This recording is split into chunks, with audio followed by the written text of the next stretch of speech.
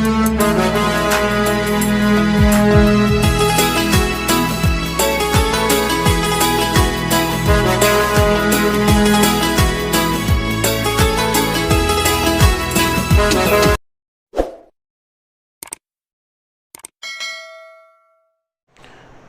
गुरुदेव विद्यार्थी मित्रों, धोरण 9 सामाजिक विज्ञान प्रकरण 1 भारत में ब्रिटिश सत्तानो उदय आ विषयक આપણે છેલ્લા 2 તાસથી ચર્ચા કરીએ છીએ, જેમાં આપણે શરૂઆતમાં એવી વાત કરી કે પ્રાચીન સમયે ભારત સોને કી ચિડિયા તરીકે ઓળખાતો દેશ હતો અને આ સમૃદ્ધિથી લલચાઈને ઘણી બધી વિદેશી પ્રજાઓ ભારતમાં આવવા આતુર હતી અને એ સમય દરમિયાન ઘટેલી 1453ની જે ઘટના, કોન્સ્ટેન્ટિનોપલનું પતન થયું, યુરોપીય પ્રજાને ભારતની ચીજ વસ્તુઓ વગર ચાલે તેમ નહોતું અને નવા જળમાર્ગની ખોજ શરૂ થઈ. વાસ્કો ડી ગામા ભારત આવવામાં સફળ થયો અને ત્યાર પછી એક યુરોપીય પ્રજા જેવા પોર્ટુગીઝો ભારતમાં આવ્યા અને વેપારને શરૂ કર્યો. યુરોપના દેશોમાં એમનો ધીકતો ધંધો ચાલતો જોઈ અન્ય યુરોપીય પ્રજાઓ ભારતમાં આવવા લલચાય અને ક્રમશઃ એક પછી એક આવતા ગયા. આગળ આપણે આની ચર્ચા કરી ચૂક્યા છીએ. જે યુરોપીય પ્રજાઓ ભારતમાં વેપાર અર્થે આવી હતી એ પોતાનું વર્ચસ્વ સ્થાપિત કરવામાં વ્યસ્ત થઈ અને એમાં અંગ્રેજો સર્વોપરી થયા. આપણે આગળ એ ચર્ચા કરી હતી કે અંગ્રેજોએ આંતરિક વિગ્રહમાં સર્વોપરિતા પ્રાપ્ત કરી. ત્યાર પછી ભારતની રાજનીતિમાં દખલ અંદાજીની શરૂઆત કરી. પ્લાસીનું યુદ્ધ થયું 1757માં. એમાં નામ માત્રની સત્તા પ્રાપ્ત કરી, પરંતુ બક્સરના યુદ્ધ પછી 1764 પછી ભારતમાં અંગ્રેજો 3 પ્રદેશના ખરા અર્થમાં માલિક બની ગયા: બંગાળ, બિહાર, ઓરિસ્સા. પરિણામે નિયામક ધારો પસાર કરી ઇન 1773 બ્રિટિશ પાર્લામેન્ટે નક્કી કર્યું કે ભાઈ હવે જે ઈસ્ટ ઇન્ડિયા કંપની છે એ કંપની ગવર્નરો પર એક વધારાની પોસ્ટ ગવર્નર જનરલ એ નિમણૂક કરશે અને એ અંતર્ગત વોરન હેસ્ટિંગ એ ભારતનો પહેલો ગવર્નર જનરલ બનીને આવ્યો. ત્યાર પછીથી કંપનીએ સતત પોતાનું સામ્રાજ્ય વિસ્તારવાનું કામ શરૂ કર્યું. વોરન હેસ્ટિંગ પછી કોર્નવાલિસ આવ્યો, કાયદાકીય વ્યવસ્થામાં સુધાર કર્યો, વિસ્તારની નીતિને વેગ આપ્યો, ટીપુ સાથેનું યુદ્ધ કર્યું અને ત્યાર પછી એના અનુગામી તરીકે વેલેસ્લી સર જ્હોન શોર આવ્યો, જે તટસ્થ હતો. મરાઠાઓ થોડા વધુ આક્રમક બની ગયા. એને કંટ્રોલમાં કરવા એક પ્રબળ નીતિવાન વ્યક્તિ વેલેસ્લી આવ્યો. સહાયકારી યોજના અમલમાં મૂકી, જેને કારણે દેશના ઘણા બધા પ્રદેશોને કંપની શાસન હેઠળ લાદી દીધા. એ વેલેસ્લી પછી હેસ્ટિંગ આવ્યો. ઉત્તર ભારતમાં જે પિંઢરાઓનો, ત્રાસવાદીઓનો જે ત્રાસ હતો એમને નાથવામાં સફળ રહ્યો. વિલિયમ બેન્ટિક આવ્યો, જેને એક સુધારાવાદી ગવર્નર ગણી શકાય. આપણે જાણીએ છીએ કે તત્કાલીન સમયમાં રાજા રામ મોહન રાય સાથે મળીને એમને ભારતીય સમાજ વ્યવસ્થામાં જે સતી થવાનો રિવાજ હતો એના ઉપર પ્રતિબંધ મૂક્યો. સામાજિક સુધારાની શરૂઆતનો યુગ ગણી શકાય. એ સમયે ભારતીય સમાજ વ્યવસ્થામાં પરિવર્તન આવ્યું અને કંપની ના ગવર્નર જનરલ તરીકે સૌથી યુવા વયે અને અંતિમ ગણી શકાય એવો ગવર્નર જનરલ જે 1848માં ડેલહાઉસી આવ્યો. ડેલહાઉસીએ આવીને જીત, જપ્તી અને ખાલસા નીતિ અપનાવી કેન પ્રકારે કોઈ પણ ભોગે કંપની શાસનને સર્વોપરી બનાવવાનું કામ કર્યું. ડેલહાઉસી સામ્રાજ્યવાદી જ હતો એવું નથી, એ સાથે સાથે સુધારાવાદી પણ હતો. એમના સમય દરમિયાન ભારતમાં ઘણા બધા સુધારાઓ સમાજ વ્યવસ્થા હોય કે આર્થિક બાબતો હોય એમાં થયા. આપણે જાણીએ છીએ કે મુંબઈ અને થાણા વચ્ચે રેલવેની શરૂઆત એના સમયમાં થઈ, જાહેર બાંધકામની શરૂઆત એમના સમયમાં થઈ, શૈક્ષણિક માળખામાં ઘણા બદલાવ એ લઈ આવ્યો અને બાળ લગ્ન હોય, વિધવા પુનઃલગ્ન હોય, આવા સામાજિક ફેરફારો એ એમના સમય દરમિયાન થયા. એટલે સુધારાવાદી હોવાની સાથે સાથે એ સામ્રાજ્યવાદી પણ હતો, કેમ કે એનો એમ એ હતો,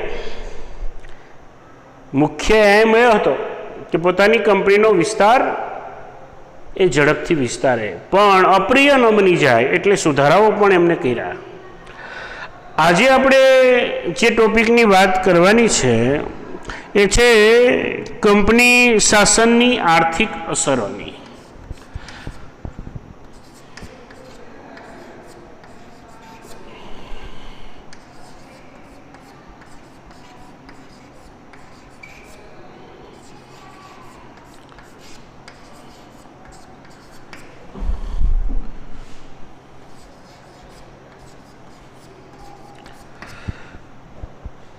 કોઈ પણ બાબત બંને દ્રષ્ટિએ મૂલવી શકાય.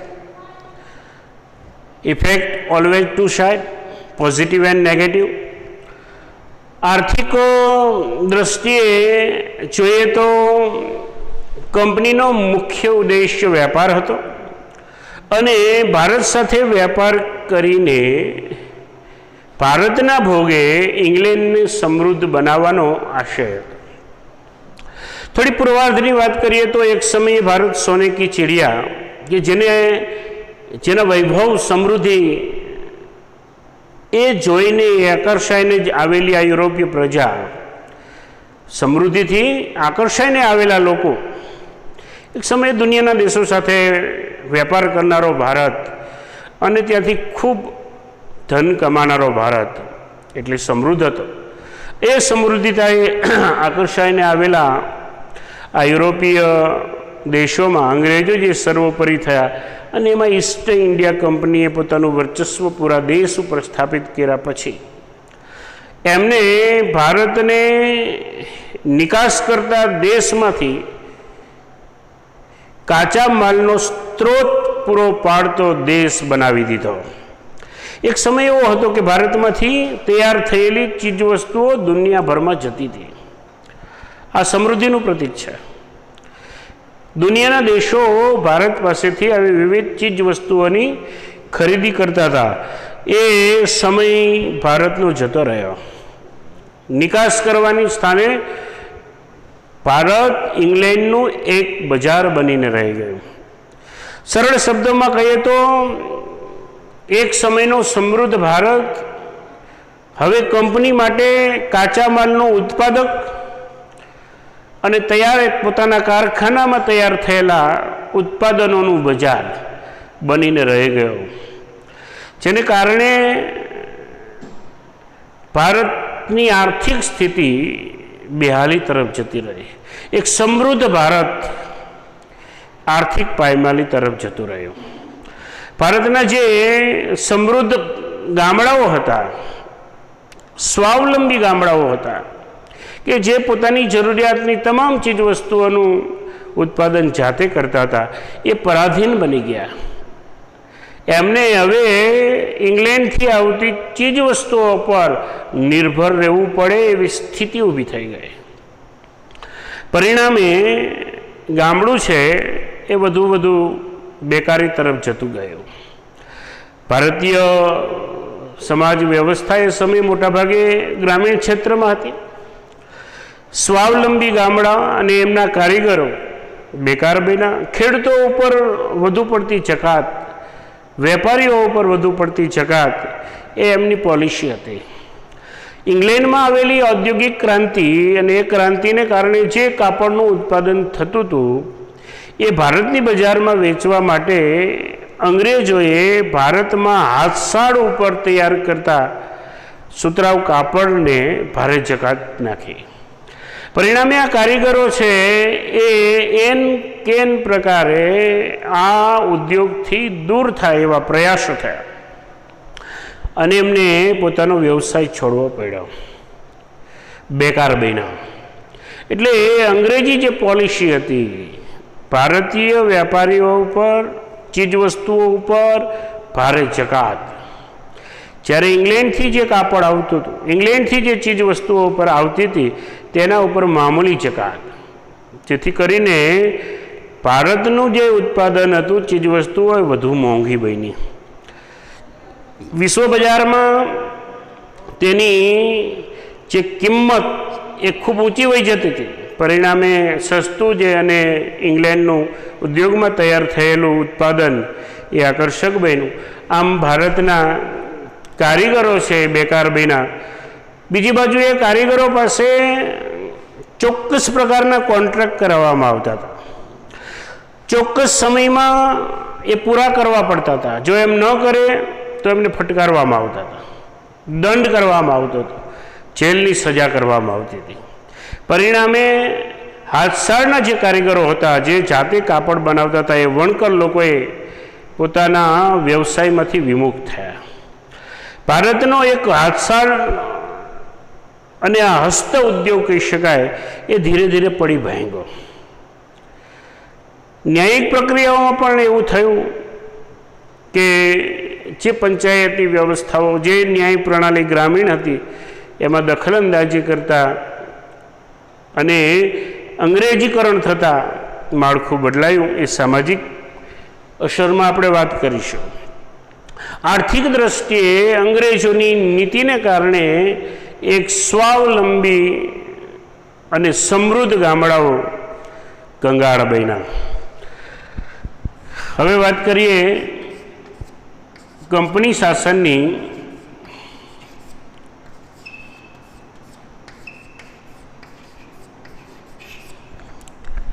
સામાજિક અસરની.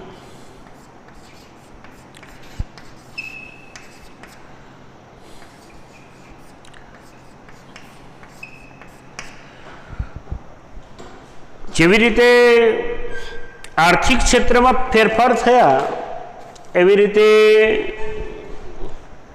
સમાજ જીવનમાં પણ બદલાવ આવ્યો. અંગ્રેજોએ પોતાના હિત માટે વહીવટી માળખામાં બદલાવ કર્યો અને એ વહીવટી વ્યવસ્થા અંગ્રેજી માધ્યમમાં બને એ હેતુથી અંગ્રેજી કેળવણી ઉપર ભાર મૂક્યો. પરિણામે ભારતમાં અંગ્રેજી કેળવણી લેનારો એક વર્ગ ઊભો થયો. અંગ્રેજી જાણનારો આ વર્ગ જે હતો, જેને આપણે મોડર્ન સોસાયટી પણ કહી શકીએ, એ વિશ્વભરના સાંપ્રત પ્રવાહોથી માહિતગાર બન્યો, વિશ્વભરની સમાજ વ્યવસ્થાથી સુપરિચિત બન્યો. જેમની અપેક્ષાઓ, મહત્વાકાંક્ષાઓ વિશ્વમાં આવી રહેલા સામાજિક બદલાવને અનુરૂપ હતી. એટલે એમને ભારતના જે કેટલાક સામાજિક કુરિવાજો હતા, દીકરીને દૂધ પીતી કરવી, સતી થવાનો રિવાજ, બાળ લગ્ન વગેરે, આવા જે કંઈ રિવાજો હતા કે માન્યતાઓ, અંધશ્રદ્ધા, વહેમ, એનાથી સમાજને પર આવવા માટે આવા શિક્ષિત વર્ગે, રાજા રામમોહન રાય છે કે એ સમયના આવા સમાજ સુધારકો છે, એમને પ્રયાસો કર્યા. આ પ્રયાસનું મૂળ કારણ અંગ્રેજી કેળવણી હતું. એ સમયે એક સરખી વહીવટ વ્યવસ્થા સ્થાપવી હોય તો ભારતમાં અંગ્રેજી જાણનારો વર્ગ હોવો જોઈએ, આવું મેકોલોનું કથન અને એના પ્રયાસને કારણે ભારતમાં અંગ્રેજી માધ્યમની કેળવણીની શરૂઆત થઈ. સાથે સાથે ચાર્લ્સ વુડની ભલામણને કારણે કોલકાતા, ચેન્નઈ અને મુંબઈ, બોમ્બે, મદ્રાસ અને કલકત્તા, એ સમયના આજે મુંબઈ, ચેન્નઈ અને કોલકાતા, ત્યાં યુનિવર્સિટીઓ સ્થાપવામાં આવી. શિક્ષણ વ્યવસ્થાનું માળખું બદલાયું એટલે શિક્ષિત વર્ગ ઊભો થયો. શિક્ષિત વર્ગની આકાંક્ષાઓ પ્રબળ બની કે જે આઝાદીની માંગ સુધી એ પહોંચી. કેમ કે ફાઇટ ફોર ફ્રીડમ ચાલતી હતી, એમાં જે મુખ્ય લીડર્સ હતા એ બધા એ પ્રકારની પાશ્ચાત્ય કેળવણીથી પ્રભાવિત થયેલા હતા. દુનિયાના દેશોમાં જ્યાં ડેમોક્રેસી હતી એ વિષયક એ લોકો જ્ઞાન ધરાવતા હતા, અને ભારતમાં એ પ્રકારની શાસન વ્યવસ્થા લાવવી, ગુલામીની જંજીરમાંથી મુક્ત થવું, એવી ઉમદા લાગણીઓ એ શિક્ષિત વર્ગમાં ઉપજી. પરિણામે આઝાદી તરફ એ પહોંચવામાં સહાયભૂત રહી. આમ સામાજિક ક્ષેત્રે ઘણા બધા પરિવર્તનો આવ્યા, ઘણા બદલાવો આવ્યા. અંગ્રેજ કંપની શાસન વ્યવસ્થા દરમિયાન ભારતીય સમાજ વ્યવસ્થામાં બદલાવનું મુખ્ય કારણ એજ્યુકેશન હતું. કોઈ પણ સમાજને બદલવો હોય તો એ સમાજને શિક્ષિત બનાવી દો, બાકીના બદલાવો આપમેળે આવી જશે. એજ્યુકેશન ઇઝ વન સિંગલ કી. પરિણામે જે મોટો બદલાવ આવ્યો, જે આઝાદી સુધી પહોંચી ગયો, સરવાળે બંનેની વાત કરીએ ઉપસંહારના અનુસંધાને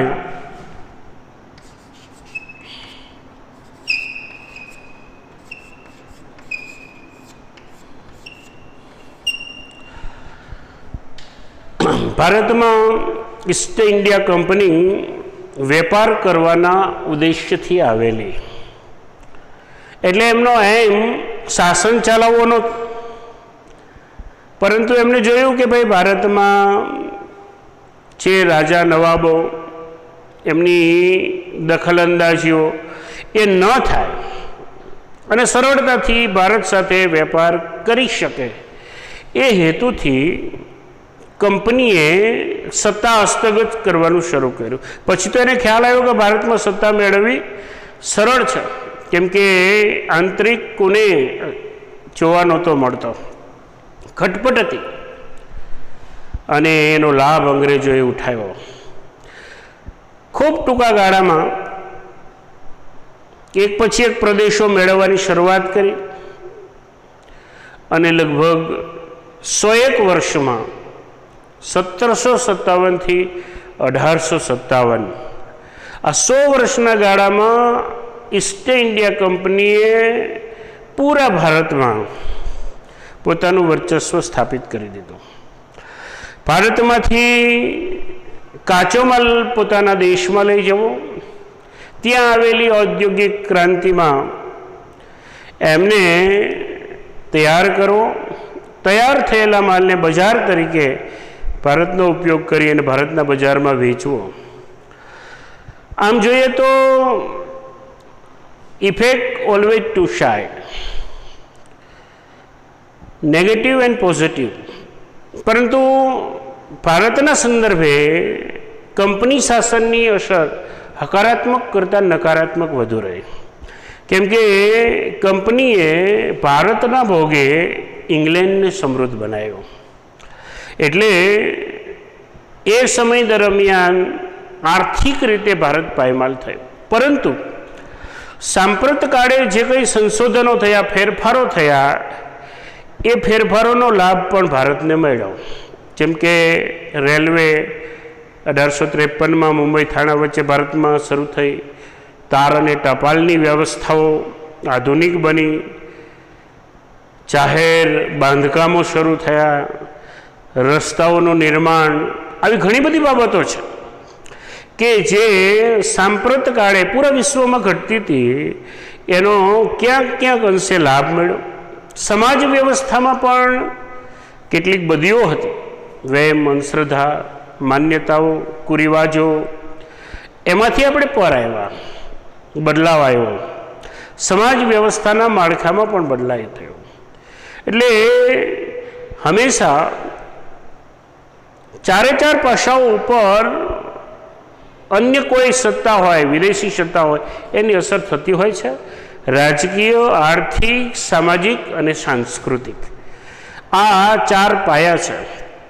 આ ચારે ચાર માધ્યમો ઉપર કંપની શાસને વધતા ઓછા પ્રમાણમાં સારી અને નરસી બંને પ્રકારની અસરો ઊભી કરી. આ સાથે તમારું આ પ્રકરણ અહીંયા પૂરું થયું. નવા પ્રકરણ સાથે ફરી મળીશું. ત્યાં સુધી આવજો. જય ગુરુદેવ.